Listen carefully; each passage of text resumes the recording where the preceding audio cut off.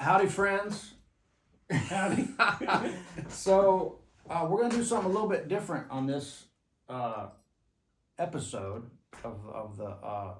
We don't even have a name for this show, but it's we've developed a hell of a little community here, Steve, and these are awesome guys. And we got young Tom back here. We were trying to figure out how to work the gimbal, and so he's messing with that. And we've got some bourbon that one of my students that was over here the other day, he brought me this really nice bottle of bourbon. And Steve knows his shit when it comes to bourbon. It looks good. We're gonna give this a little taste. We're thirsty. We're thirsty. Steve's been making country music history as he does on a daily basis. And so just to give you a little preface, so first of all, thanks for coming over, man. Thank you, man.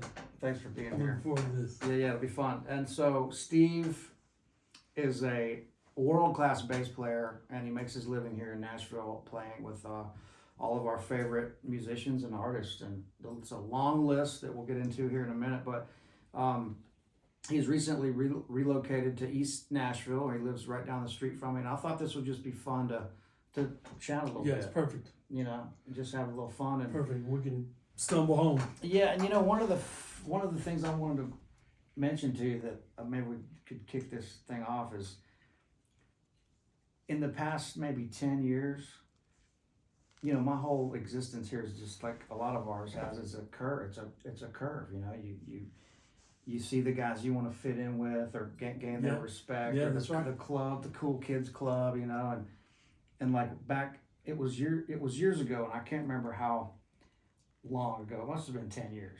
But I was kind of starting to get to know you guys, like you and Kevin, and Yeah. It was longer than that, I bet. Was it longer than that? Yeah. And some of the cats, you know. And I was like, man, you know, I don't feel like I really gotten to the place where I'm good enough to really hang with these guys, or I haven't got the respect yet, you know. And I always looked up to, I was like, Mackey and Kevin. It's like, man, this is one of the bubbles I got to break into. And I gotta get in with these guys. McKendry, you're talking about. You. Kevin McKendry, yeah. But you and Kevin and that, you know. Right. So these guys all came here, and I say these guys, and I mean you and Kevin especially, and Lynn Williams were kind of known for, you know, the Delbert McClinton world, and before that, Leroy Parnell. Yes. So when you moved here in the 80s? I moved here in the late 80s. I moved here in 88. But it was a few years, you know, I kind of just gigged around and was trying to meet people and make my way. But From West Virginia. yes. But I started playing with Leroy in about 92. Mm-hmm. And probably 6 months into that, James Pennebaker came from Fort Worth, and Reese Winans came from Austin, and Lynn Williams had moved here a couple years earlier from Oklahoma, and that was his band. Gotcha. And that was a big deal because in those days, the road thing and the studio thing was completely separate. No road bands played on anybody's records, and Leroy was the only guy. Leroy and Marty Stewart had a great band, and his band played on his records too. But right. that's kind of how everybody knew us, because we played on Leroy's records, and some of them were hit records on the radio. Yeah, Leroy. But like Reese Winans was my roommate when I was 25 years old, so that was amazing. you know, that was going to school for real. Oh my God, unbelievable! Yeah. And so you also went to Berkeley, right? Yes. Did you graduate or did you get out? I was registered. I didn't go a whole lot, but I was on the list, you know, to attend class. That's awesome. I mean, and I mean, this guy knows this shit inside out and backwards. But man, you're one of the guys that definitely does not play like you went to a fancy music school. Well, even when I was there, I wanted to play, you know, nobody else wanted to be in Otis Redding's band. That's kind of what I did. And plus, after a couple years, I started gigging so much that's kind of where the emphasis was always about. Yeah. Playing to gig. Yeah, in Boston. Yes. Yeah, and who any notable people from that Well, that you remember that you're not famous, but people that you love? Yeah, sure. People like my friends. I mean, everybody's been in the business now for a long time, but I was in this band. It was one of the best gigs in Boston. It was a dinner cruise that went out in the summertime. It went out 7 nights a week. Wow.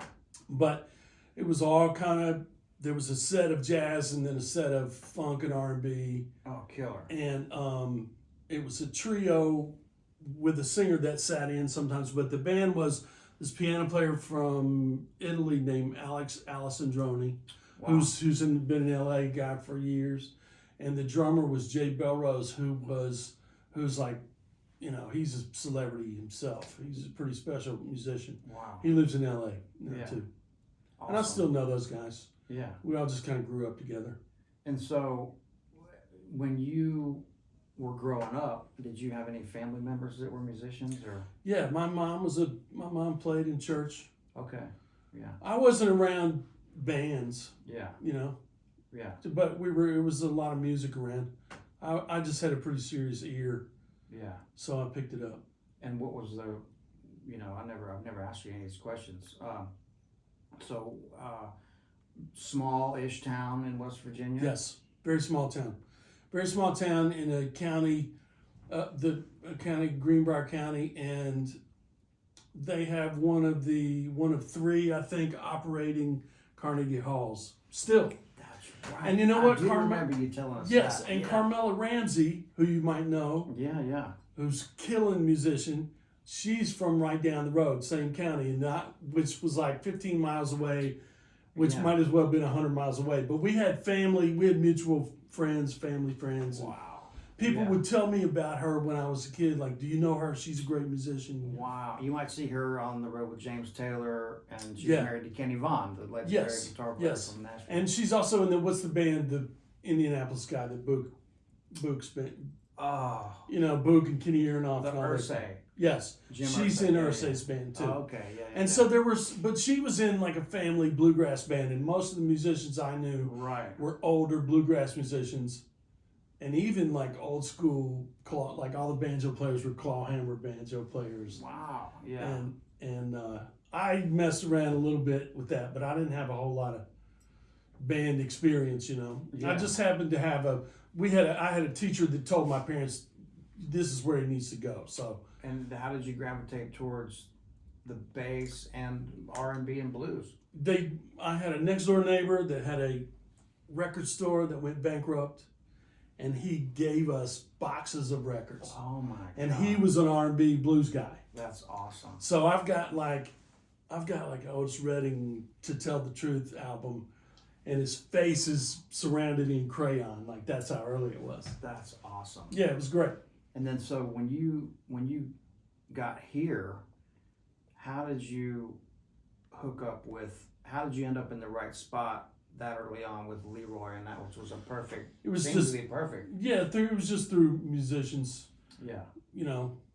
musicians that were in his band that I was playing with in other bands. Okay. It took a minute though, man, because, it was probably, I had been here maybe 4 years. Yeah, okay.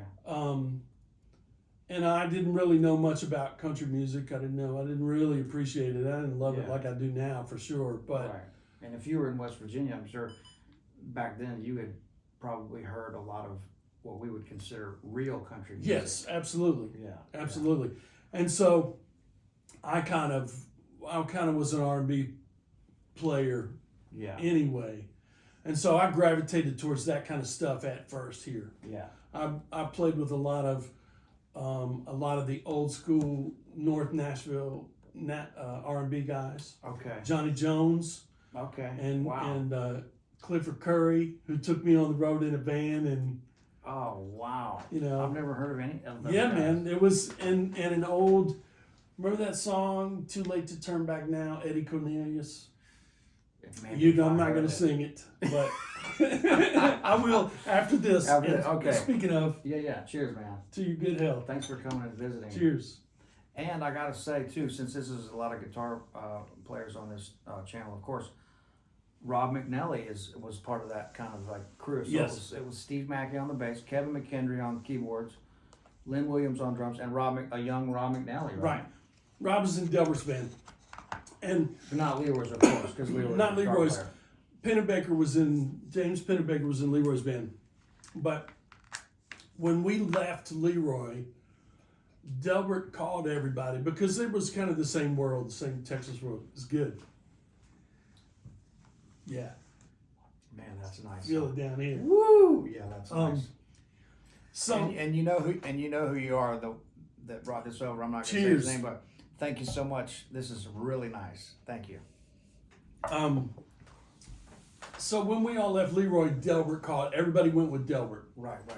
I didn't go with Delbert because, all due respect, later on I was in Delbert's band, but I'd kind of had enough of that. I wanted to throw my net out Yeah. and get a bigger thing, bigger picture happening. So Delbert called me and said, "Come on, everybody is here," and I respectfully declined, Wow. and then just started, punching the clock around here and Yeah. and building up. And then in 2008, 2009, I was in Delbert's band, actually in the band for probably a couple years, 2.5 years. I was always the sub anytime they needed somebody. Who was his bass player before you? It was George Hawkins, Oh yeah. the great George Hawkins. Yeah. Um, Wow, I haven't heard that name in a while. yeah, he ran. There were 2 or 3 different people that he had, Yeah. but I was one of the people they knew they could call if somebody fell out or couldn't make a gig. I could come in and it still felt great because Right. we were all a band. Yeah. Well, so when you were getting into Nashville and you've been here 4 or 5 years, were there any artists that you play with now or that you played with that you wanted to play with then? For all of them. All of them? Yeah. Like was Pat McLaughlin around then? Yes, I mean everybody went to go see Pat McLaughlin and Mike Henderson and the King Snakes at this time. Mike Henderson passed away last year, rest his soul. Yes. Really special musician. Look him up. Look up the Blue Bloods. Listen to those records. Every Monday night at the Bluebird for how long? For 30 years. And everybody knows the Bluebird as being this really hush, quiet listening room. But on Monday nights it turned into a bar. Yeah, that's right. It And was back so in the good. day, that was the hangout for musicians on Monday night. So Wow. every Monday, all the session guys, mostly the session guys, they would get done at 5 o'clock, 6 o'clock, Yeah. and they would all start filing into the Bluebird and just be all sitting at the bar drinking. It was nuts. That's awesome. And then the band was John Gardner and Glenn Worf, who had also been doing sessions all day long. So they were already out of their minds by 9 o'clock. That's amazing. And then there's a famous story of Mark Knopfler coming in and hiring Yes. the whole band, right? Right. And that's how they all got to be in playing with Mark Knopfler. And so Henderson, we went to see him. We saved money to go see shows there. Right. And then I wound up being the sub on that gig. Yeah. Because there weren't a lot of guys. I had such kind of good training in that world between Leroy and Delbert and Yeah. Pennebaker, all those guys, that, once Hendo approved, Yeah. you were the guy to call. And so I subbed that gig for a long time, probably 15 years.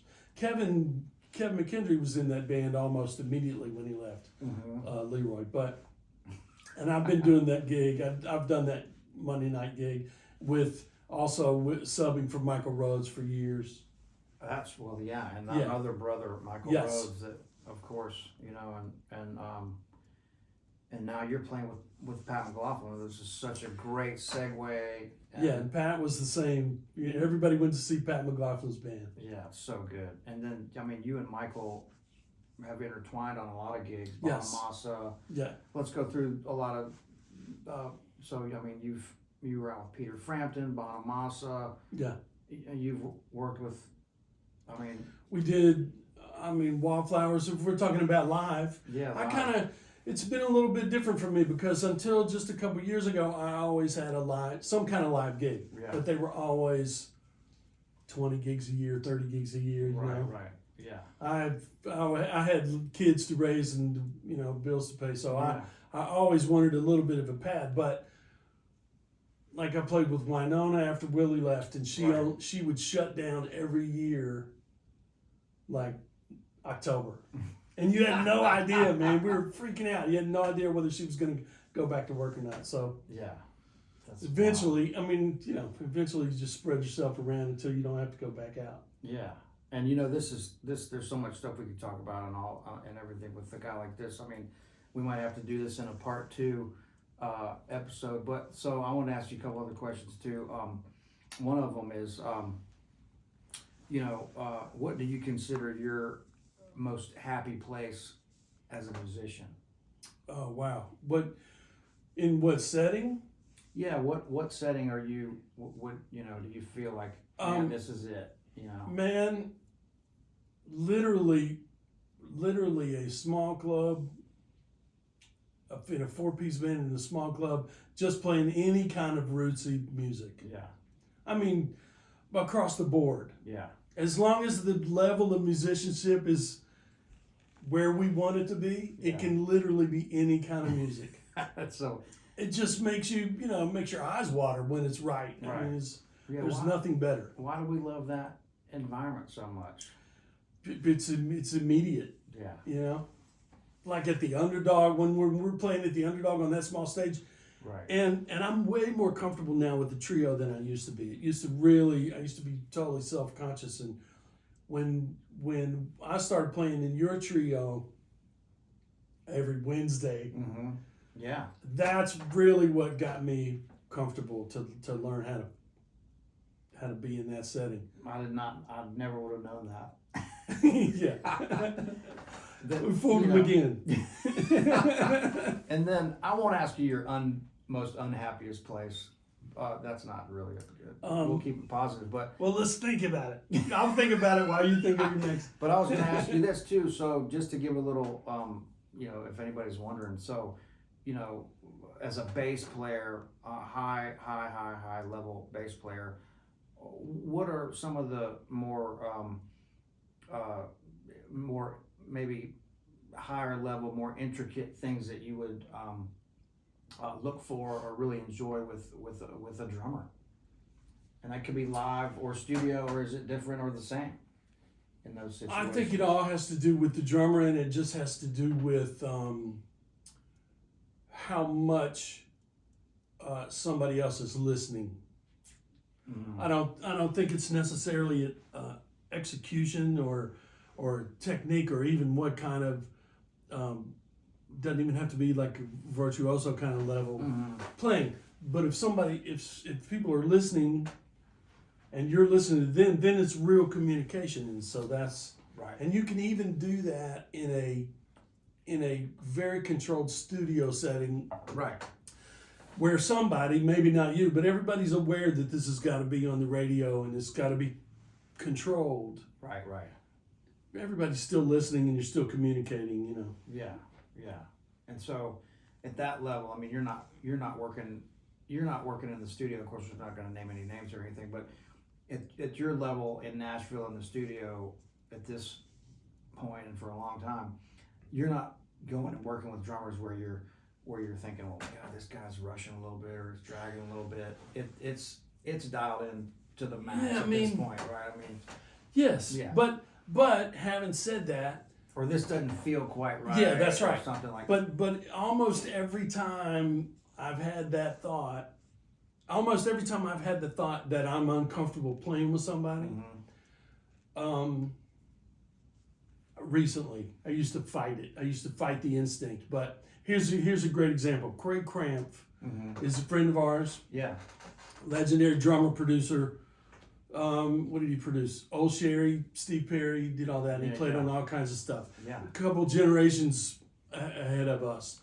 I did a record with him, and man, I could not get in his world. Yeah. Super uncomfortable. It was like where the time was all over the place, and I fought it for about an hour, and then we went back in the control room and listened. So anyway, my instinct was to just blaze through, just play what I thought was right, Yeah. and not pay attention to the fact that every beat wasn't nailed, which coming from tight R&B kind of world, Yeah. that's where all my effort had been put in, Right. But so we went back in to listen to the playback. It was beautiful. It sounded like all these records, like late 70s, 80s records Wow. that I heard when I was a little kid Mhm. and loved. And so I thought, okay, it's not them, it's me. It's a matter of just relaxing and letting stuff happen and not getting bogged down in whether it's in time or not. Right. That's a different world when you're making pop records Yeah. or So country records. So would you consider that like you would go more with them? Like you would go to that point? You I would just try to hear the thing as a whole. And not say you said like fighting it. Right. You'd kind of. Yeah. And we're talking about musicians who have good musical instincts. We're not talking about guys who aren't to the level of playing. Right. We're just talking, we're in the weeds. Yeah. Right. Which matters because everybody interprets it in their own voice. Yeah. And if they don't, it's probably not going to move you anyway. Right. Yeah. Man, super interesting. And again, this is just 20 minutes of some free form talking here. I mean, there's 20 minutes of country bass gold. Yeah. I mean, this could go on for days, asking so many questions. But we'll maybe we'll do a part 2 since you live right down the road. We can do a follow up but man, with a couple minutes left, what I'm trying to think of a good capstone question to ask her. You can just add whatever you want. These guys are cool, man. They're a laid back group. Oh man, we've weeded out most of the riffraff, I think. And we'll say thanks to Young Tom for helping us wrangle. And a lot of you guys have been in this room taking some lessons and stuff, and you realize like when you walk in, you go, God, it looks a lot bigger on. I said the same thing. Channel. This room is so small. We've got all this little low tech stuff set up here, but it's fun, and this channel's growing, so I really appreciate you guys on there, and of course that I'm always pretty good about just saying that we've built a great little community here, man, and meeting. It really guys is. It's better. You know what? I'll say this one thing. I've been here a long time, and everybody bitches about the traffic and the traffic sucks and all that, and it's crowded and it's getting expensive, whatever. Mm-hmm. It's cooler now than it's ever been. It gets better every day. 100%. And if you can play, if you have something to offer, then come on. Yeah. If you don't, we'll see you later. That's right. Hey man, Steve, Mackey, thank you so much, buddy. Thank you. Thanks, Guthrie. This was fun, and Cheers. Always over too soon. But the bourbon's great. Check that out. The Blue Run, not a sponsor or anything. They can't afford us. No, I'm just kidding. We can't afford this. But this is some good bourbon. Blue Run, made right up the road in Kentucky, as they do, and it's a nice little bottle and pretty good, huh? Great. You think so? Yeah, man. You think it lives up to the? I think it does. Hype? I think we're gonna have another one. That's nice. Yeah. All right, guys. See you soon. Thanks a bunch.